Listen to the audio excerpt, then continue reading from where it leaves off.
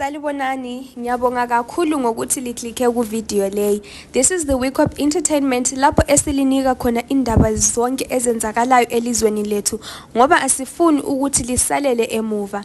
Endabeni ke kaSenzo Meyiwa leyi enkulu kakhulu.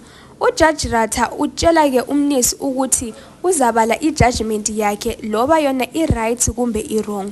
Lokhu kutshengisa ke ukuthi i-judgment ibivele ikhona, i-trial bayayenza kodwana uJudge Ratha usekwazi ke yena lokhu aza kukhuluma ke nge-trial leyi. Lokhu kutshengisela ukuthi uJudge Ratha ule power eningi kakhulu njalo nguye omele alalelwe. Kahle kahle uJudge Ratha ubezama ukuthi yena umnisi akala power kumele alalele uJudge Ratha. Lokhu kwenzakale ngemva kokuthi umnisi utshele uJudge Ratha ukuthi yena ubona azathi akazwakali, ama-concerns akhe awazwakali.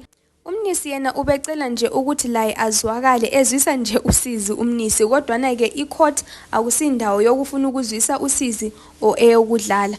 uJudge Ratha ke ngalokho akukhulumileyo kutshengisela ukuthi uya-ignore ke yona i-concern kamnisi eyokufuna ukukhuluma lokhu akucabangayo. Ngaleso sikhathi kutshengisela ukuthi uJudge Ratha yena usele side lakhe ahambelana lalo. Akukho kuhle ke khona ukuthi kwenzakale njengomuntu ongujudge.